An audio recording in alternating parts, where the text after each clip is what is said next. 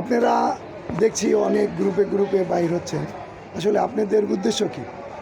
আমাদের উদ্দেশ্য হচ্ছে মানে বাজারটাকে মেনলি মনিটর করা মানে হচ্ছে আমরা বাজার জাস্ট দেখতেছি যে দামটা কেমন।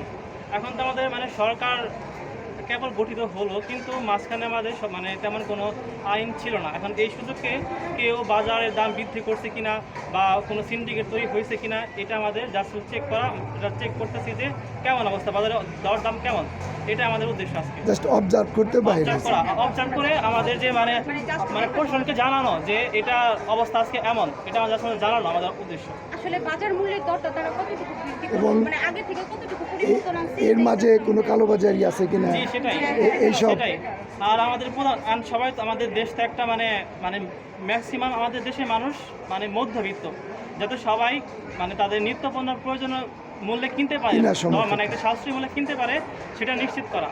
এখন আমরা সেটা লক্ষ্য আমাদের কাজ। আসলে এত ঊর্ধ্বমূল্য দিয়ে তো সবকিছু আসলে সবার পক্ষে ক্রয় করা সম্ভব না। দ্যাটস আমরা আসলে কমিটি গঠন আর করে মানে এখন বলছি যেহেতু যে সরকার তেমন বেশিভাবে নাই, এটা শুধু যেন কেউ নিতে না পারে সেটা আমরা মানে নজরদারি করতেছি।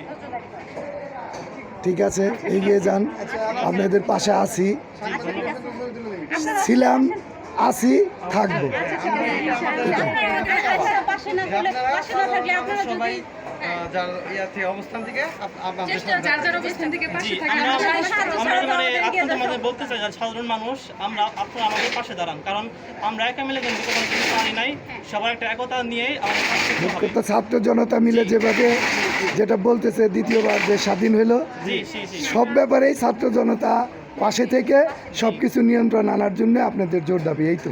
জি জি, সবাই আমাদের পাশে দাঁড়াবে। জায়গা থেকে আমাদের পাশে দাঁড়াবে। আমাদের যে তথ্যগুলো আমরা যে টিমটা নিয়ে বের হয়েছি কতটুকু কাজ করে আপনাদের সাহায্য নিয়ে যেন আমরা এগিয়ে যেতে পারি, তথ্যগুলো আপনারা সবার মাঝে যেন ছড়িয়ে দেন, আপনাদের সাহায্য আমাদের ইনশাল্লাহ, আমি তো বলছি আন্দোলনের প্রথম থেকে ছিলাম, জি ইনশাআল্লাহ। আমি আহত হয়েছি তারপরেও ছাড়িনি, আপনার সুস্থতা আমি আছি এবং যতদিন বেঁচে আছি ন্যায়ের পথে থাকবো ইনশাল্লাহ, এইভাবে এটুকু বলতে আপনাদের পারি। আমাদের সাথে থাকার এই নাম আমরা দাঁড়াও, এই যে সবসময় নন অফিসিয়াল